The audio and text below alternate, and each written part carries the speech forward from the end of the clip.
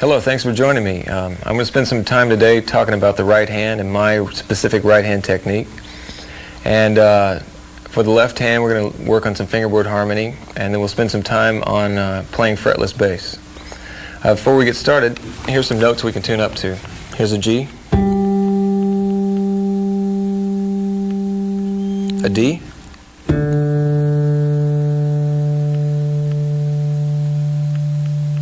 an A,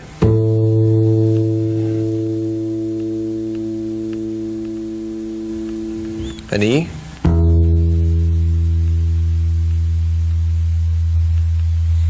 and for those of you with low B, here it is.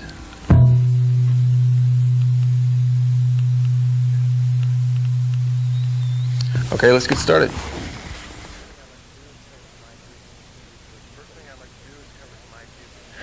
First thing I'd like to do is cover some ideas that you can use whether you play with 2 fingers or 3 fingers. You actually play the bass with these muscles right here.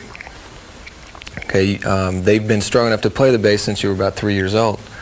They're connected to tendons that go across the hand or through the hand, and there's not any muscles actually in this part of the wrist that you use to play the bass, or that you should use to play the bass.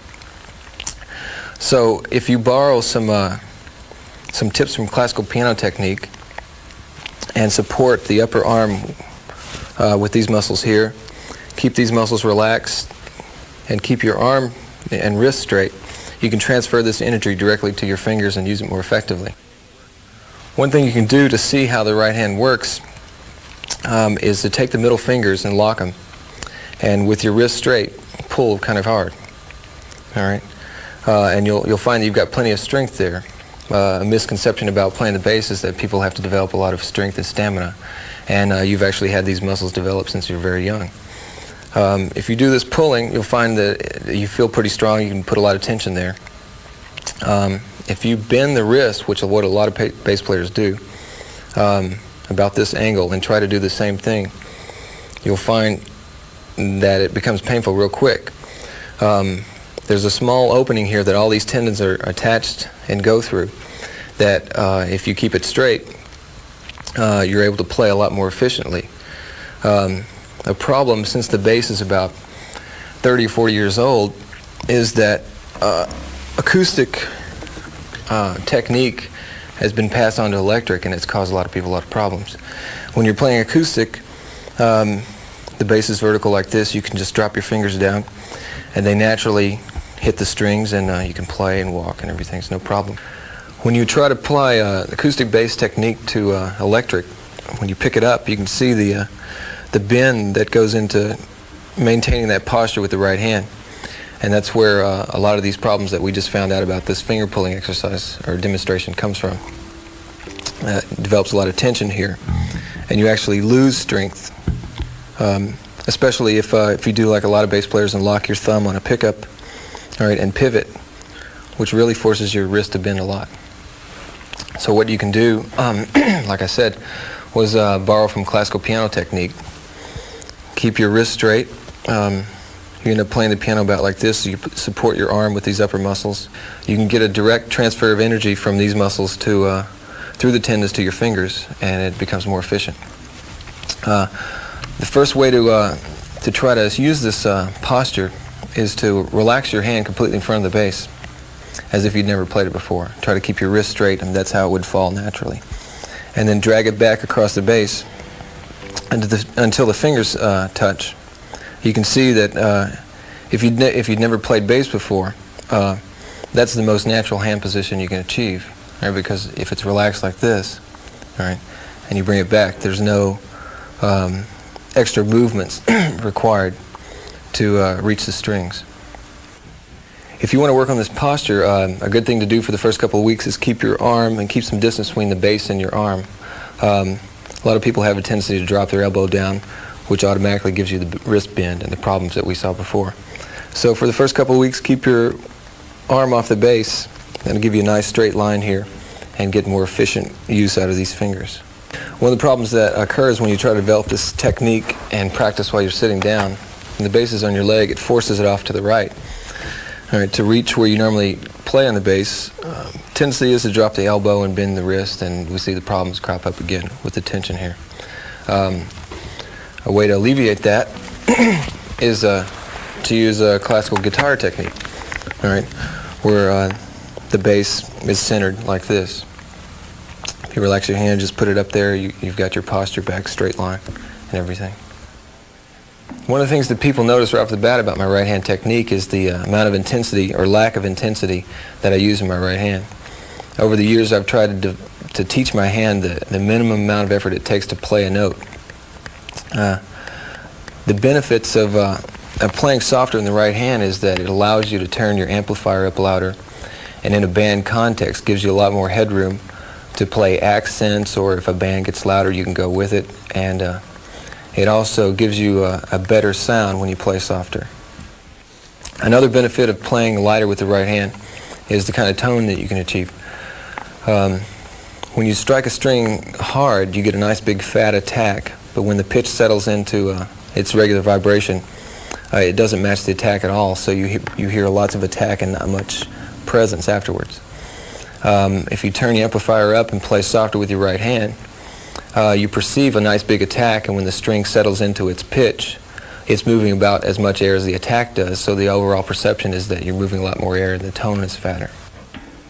Here's a little funk groove that I'm going to play, and you can check out the intensity or lack of it in the right hand, and also the headroom I've got to bring out accents and other things like that. All right?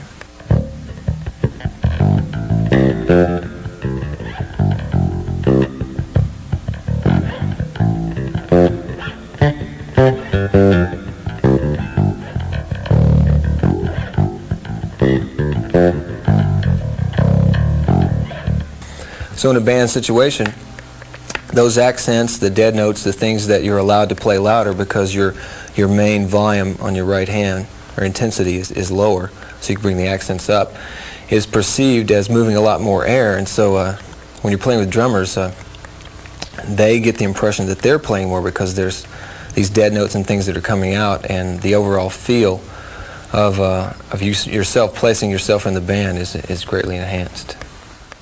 A good exercise you can use to check to see if you're giving yourself enough headroom with your right hand is just a simple blues bass line, and try to make the dead notes louder than the regular notes.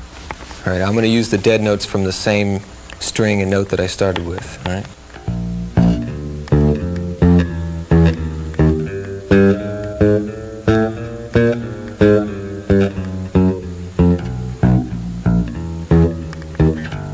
Etc. Okay. Another way you can work on this, as for the right hand, this technique, is to place your dead notes on the string below every note you're playing. All right. That requires a kind of a tricky right hand thing, but it's good for you.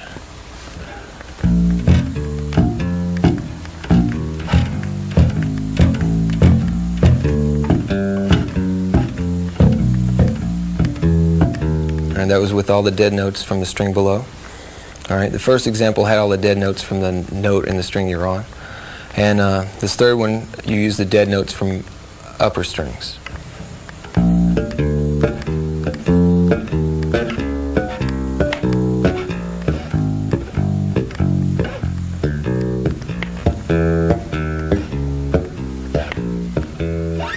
Etc. I got my first bass when I was 13, and the first thing I did, since I didn't have a teacher, was put 1, 2, 3 down on the strings, and then my thumb on the 4th string. And so from day one, I've been playing with 3 fingers. I use mostly 1 and 2 for most everything I do. I have 2 positions. One is an open position like this, 1, 2, and 3 are spread out, and then a closed position where 1 and 2 are on the same string. This closed position is mostly for linear type, one note next to the other type playing. And this position right here is more for stationary harmonies, funk, whatever, where I need to play octaves and sevenths and more string crossings. When I do string crossings, 2 and 3 work together up on top, and then 1 and 2 work down together below. This is mostly closed position, the linear type playing.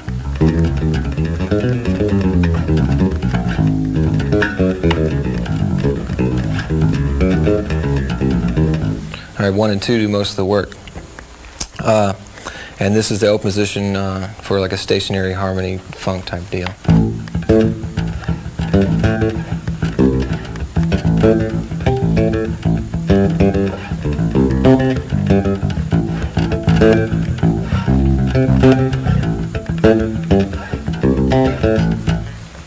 One of the things you probably noticed already is that I do a lot of right hand dampening.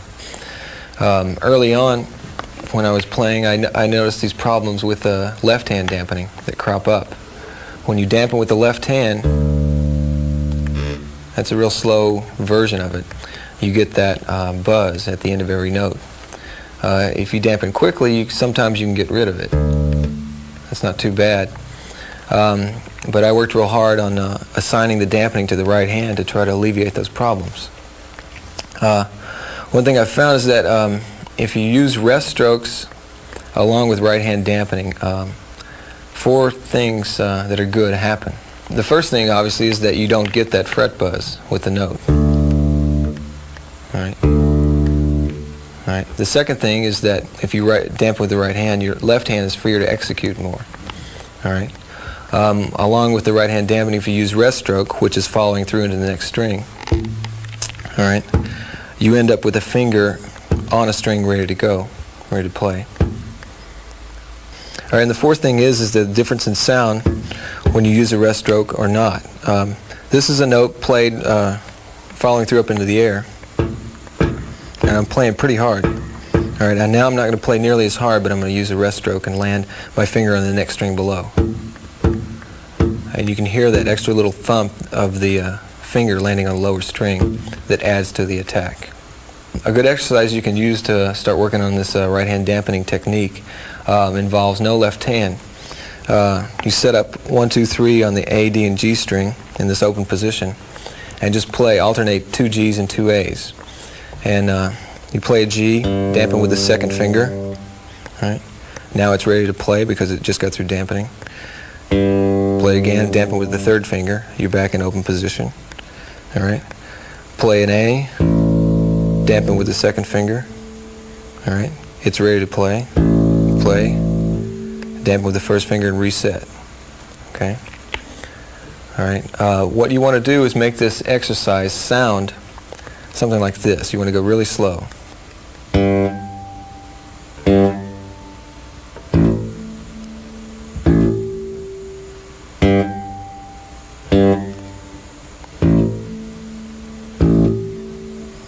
All right.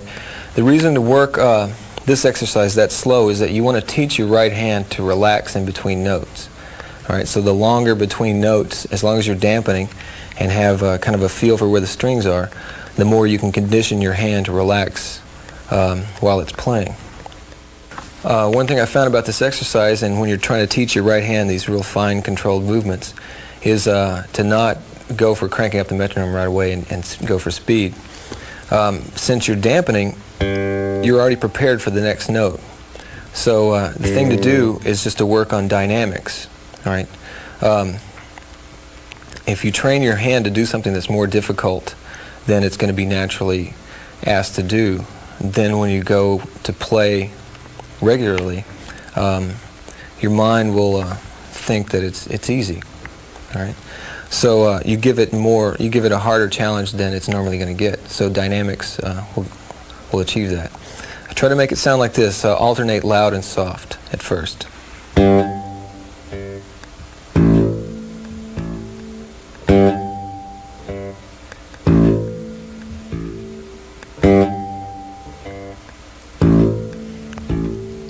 And make sure, and not to try to overemphasize the loud note, try to make that kind of medium and really exaggerate the softness of intensity on the softer notes. And then try playing soft loud.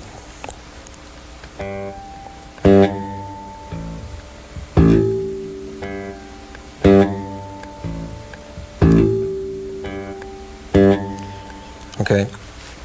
Since you're prepared for the next note, if you play this exercise playing with the notes very short, I'm ready to play the second note of this exercise right now.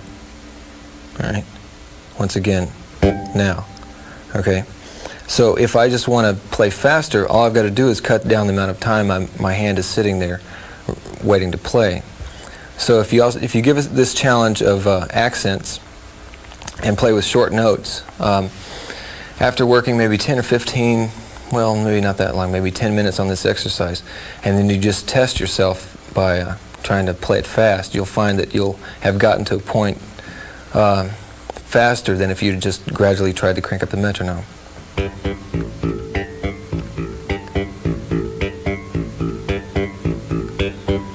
Here's a major scale exercise for the right hand. You'll see the fingering in your booklet. You dampen each note as you play it. The fingering, the dampen's written out for you.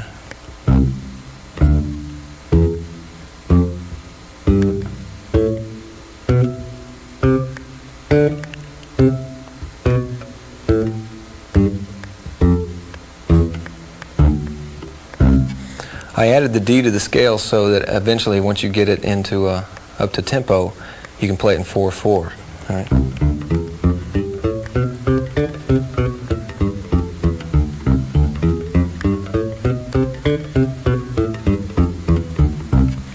Okay. You'll see that my right hand's doing all the dampening.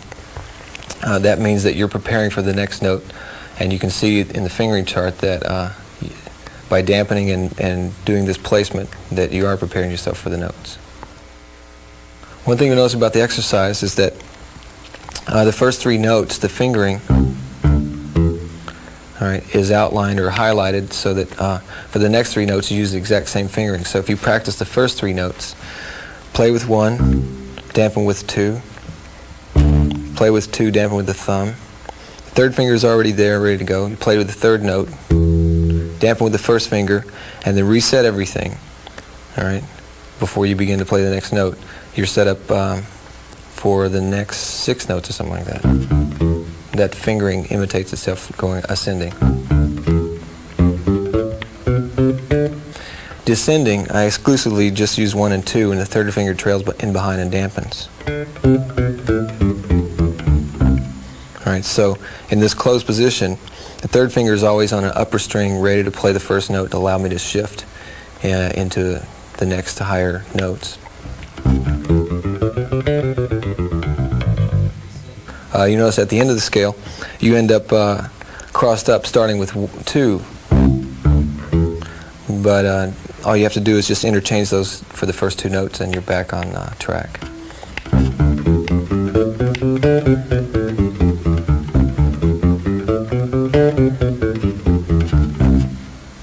Here's 4 right-hand exercises that involve the left hand. And if you get all of them under your fingers, you'll end up covering just about every kind of shift that's involved in playing the right-hand 3-finger technique. I'm going to play this first one real slow so you can check out the fingering for it. And if you play a 4-string, just leave out the middle bar of every line, and you'll be able to use the same exercise.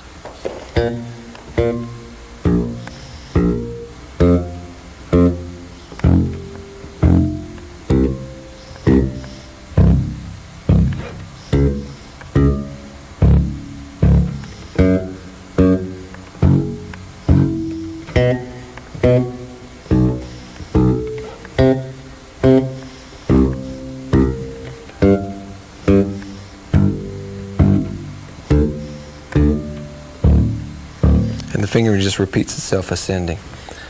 The first thing you want to work on this first example is to make sure that you're dampening every note cleanly and not lifting up on the left hand for the dampening. Most of the time the buzzes, when that happens, it will be obvious to you. Okay, the goal is to dampen the right hand here. When you do dampen the right hand on this exercise, then you're prepared to play the next note. All right, so once you're comfortably dampening everything with the right hand, the next thing to do is gradually creep up the tempo. All right, because by then you'll have taught your hand the efficiency of dampening and waiting for the next note.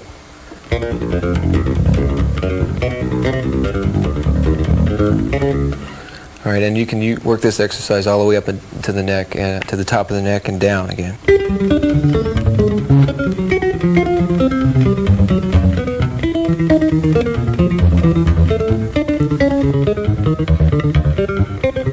You'll see ascending and descending that you're leading with the upper octave.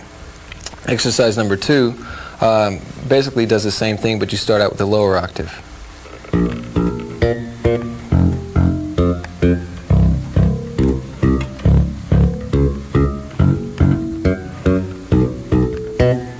Here it is slowed down so you can see the right hand fingering for it.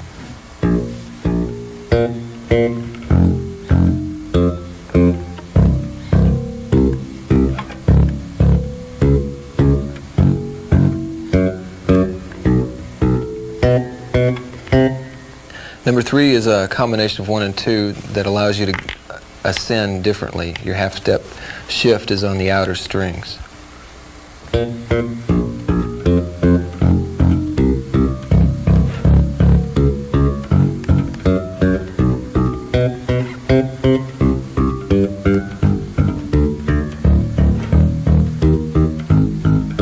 And you end up with 4 notes in a row on a string, the outer strings. Here it is slowed down for the right hand fingering.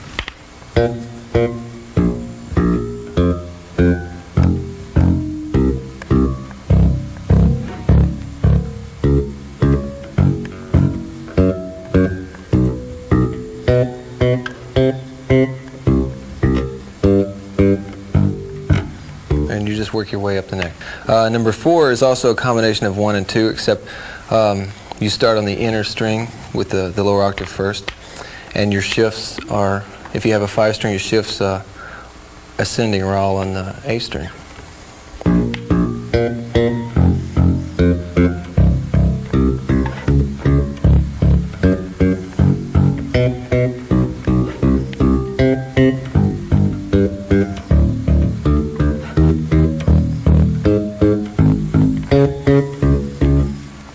Here it is slowed down for the right hand fingering.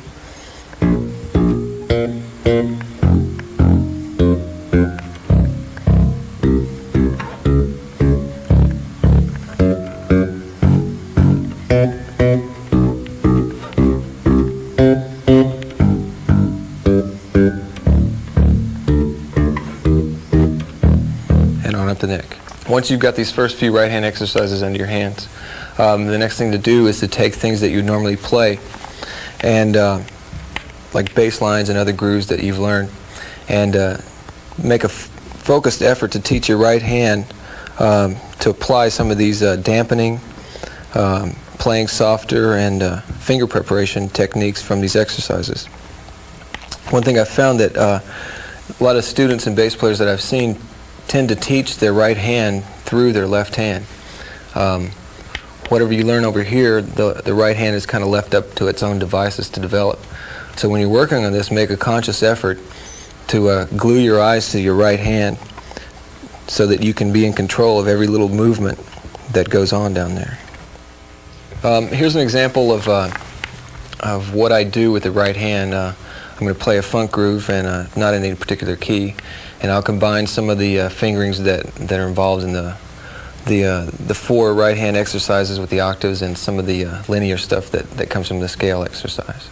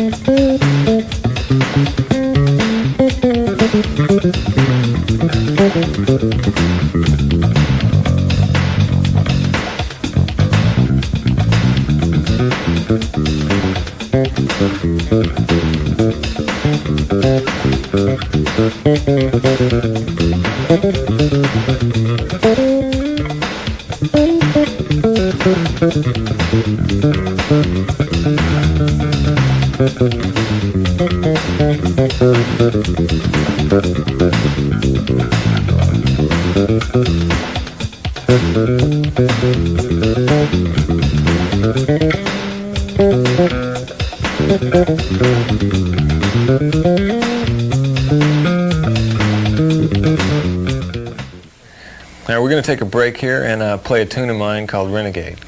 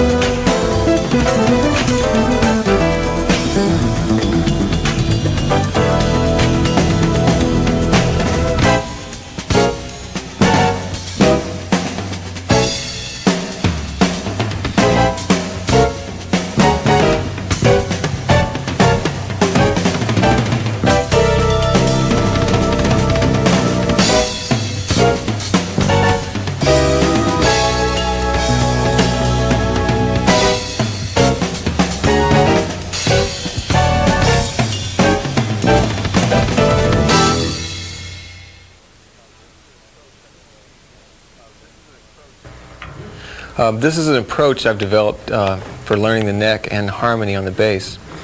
And it addresses some of the difference between bass players and guitar players and keyboard players. Since we're required like 99% of the time to play one note at a time, we have to look at harmony as a linear thing that happens over time. One thing I've found about learning lines is that I've had a lot of students come to me that know their scales and arpeggios real well. But when they try to use that information in a linear fashion, like in a groove or soloing, you end up sounding just like a scale and arpeggio. So what you have to understand, first of all, is the strong beat, weak beat concept. If you take quarter notes in a bar, the strong beats are on 1 and 3, the weak beats are on 2 and 4. Your ear wants to hear the harmony satisfied on the strong beats, and it really doesn't care that much what's on 2 and 4. And I'll play an exercise or a little example right now that'll demonstrate that fact.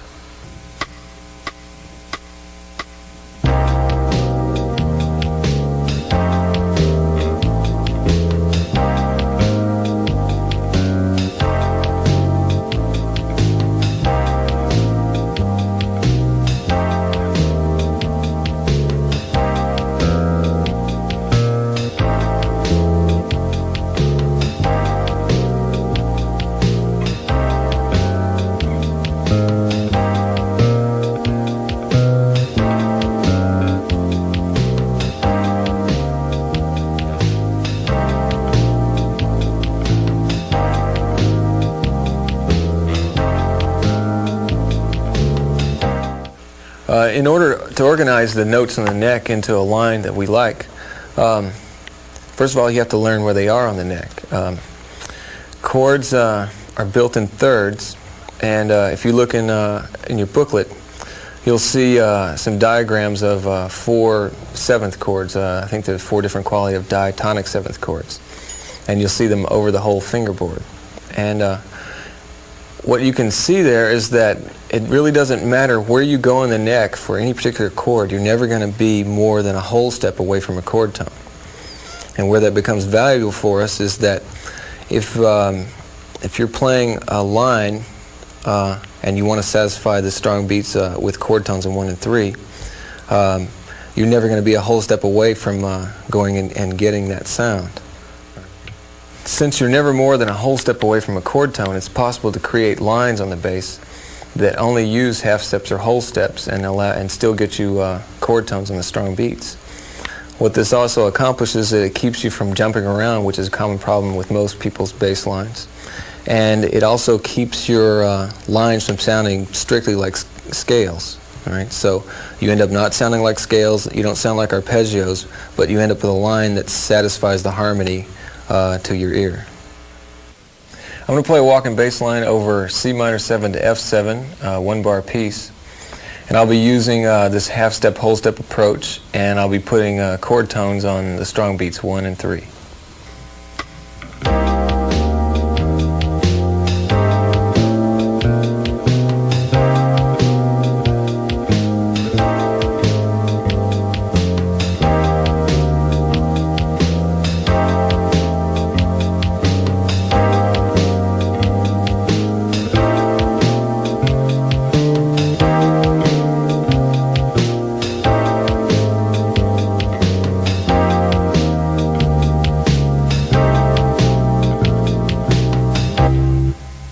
There are 3 basic positions that you can begin to apply this concept to, and they involve placing the 1st, 2nd, and 4th finger on the root of whatever harmony you're working on.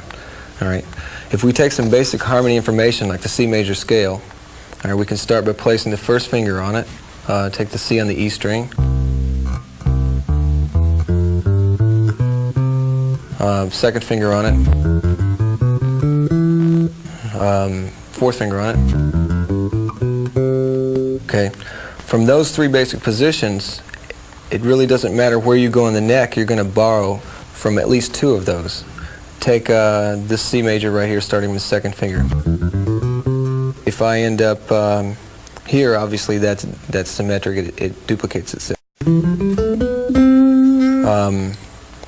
Here, little fingers on the C, duplicates itself here. For any information below the C, right, in this position, it'll be covered from when your first finger was on the C. Okay. So if you're here, obviously this is symmetric with this part. Any descending information when you're here is covered here from this basic position. So if you learn those three basic positions, whatever harmony you're working on, then you can move your hand around different parts of the neck and still use the same information because of the symmetry of the neck. Here's a walking bass line using this concept, and it's 2-5-1 in C. There's 2 bars per chord change, and I'm outlining chord tones on 1 and 3, and you'll hear and see on your workbook the choices I'm using for the passing notes.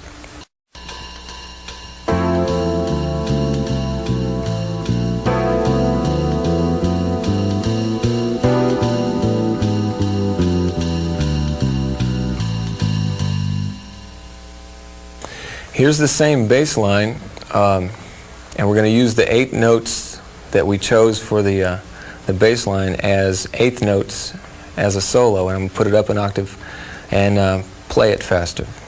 And what you're going to find is that it makes a good sounding solo line.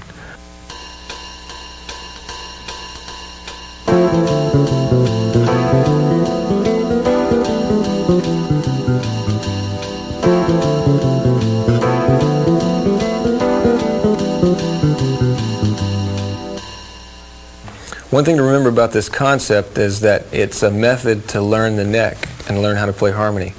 When you're playing music, and when I play music, I try to use every possible device or way of thinking about it. I don't just limit myself to half steps and whole steps. I'll use arpeggios, I'll use scales, I'll use pentatonics, everything I can think of, and some things that I don't think of. Here's an example of how I use the 3 basic types of information that we're concerned with. Scales and arpeggios and the chromatics that are involved in learning this half-step, whole-step approach. And I'll be playing over D minor.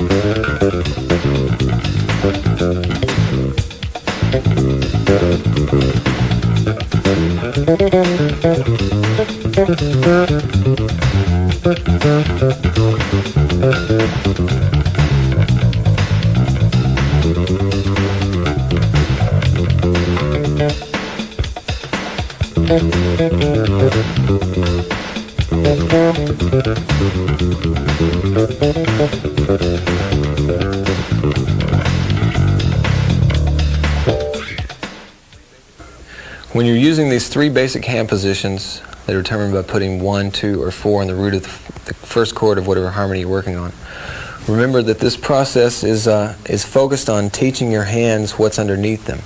A common problem in a lot of bass players that I notice is that when chords change or when harmony changes, the tendency is to go to wherever the root of that chord is with the first or second finger and then play familiar information. And the problem with that is that you end up with lines and music that sounds real jumpy. So what you need to do is confine your hand to a location and teach yourself what's underneath it. So once you pick that basic first position, line up a finger to a fret and hold to that. Any notes that you play in that position, have them play with the corresponding finger. If anything exists outside of that 4-fret area, just do a half step shift with the descending or ascending to get a note like that, or and immediately come back in with the next note into your original position. That'll constantly reinforce to your eyes as well as your hand that what you're learning is underneath your fingers. And the end result is that it won't matter where your hand is for whatever particular harmony that happens, you'll be able to see it. One of the benefits of teaching your hand the notes available and the harmony that's underneath it is that you don't have to shift nearly as much, or if any, when chords change. Here's an example of a couple of bars of C major 7, a couple of bars of A flat major 7, a totally unrelated key center. And I'm going to confine my hand to one basic position and play a solo over those two chords.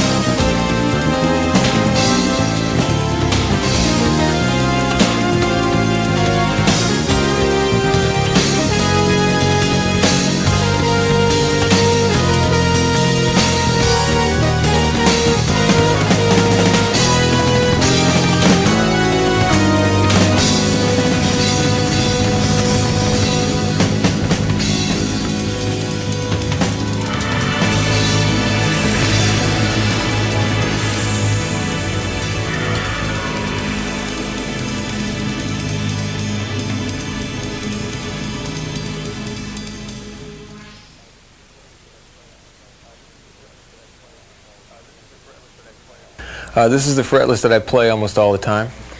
It's an Ibanez they built for me. It's a 5-string. One of the things you'll notice that are different about it is this piece between the pickups here. And it's something I put in there. It came from back when I tried 2 jazz pickups next to each other on an old jazz bass. And I like the feel, since I play with 3 fingers, I like the feel of the pickups underneath my fingers. So this piece there is just to extend that feeling so that with my 3 fingers I can place my hand on the strings and be ready to play. It's real comfortable, and it keeps me from digging in too much.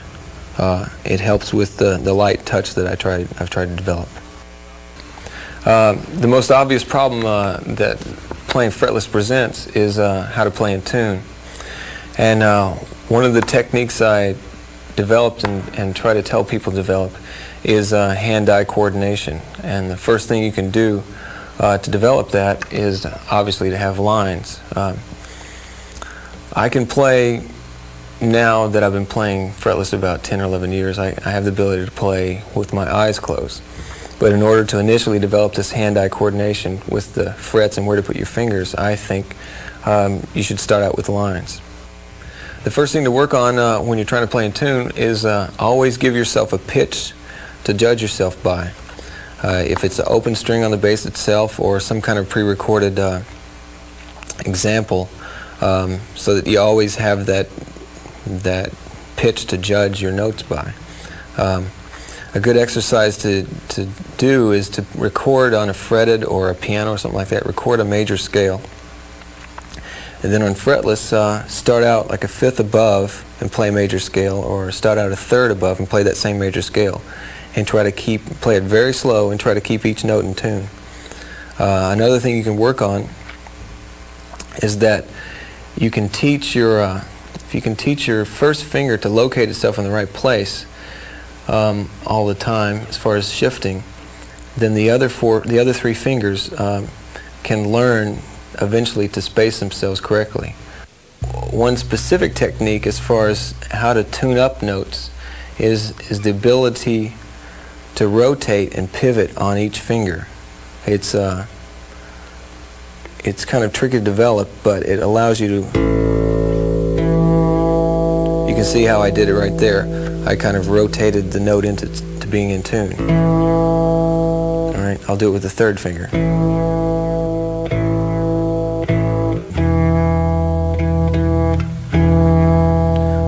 Another benefit of this is that it gives you a more characteristic fretless sound. Instead of just hitting a flat pitch and having to be in tune, all right, you can, even if it is in tune, you can move it just a little bit and it adds that extra little color or waver to the pitch that makes it sound more like a fretless. Just a little bit. So while you're looking for the pitch, you can find it, or if you're right on it, you can still put that little vibrato in there.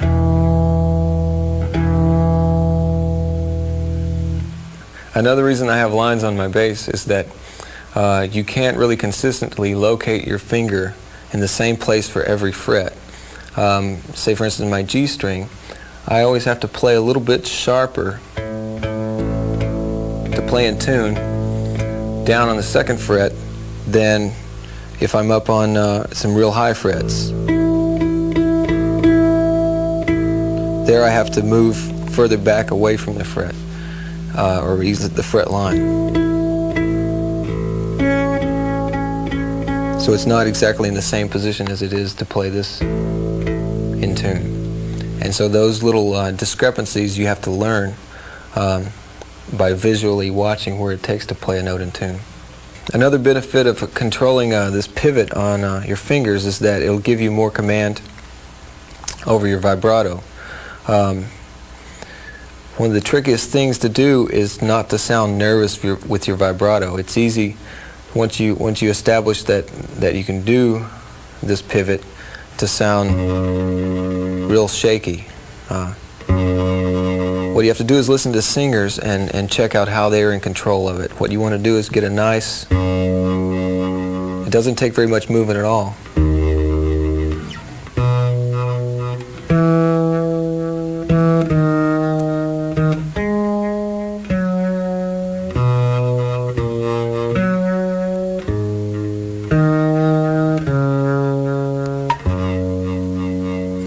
To get a nice natural sound in vibrato, it takes actually very little movement in the left hand pivoting on those notes.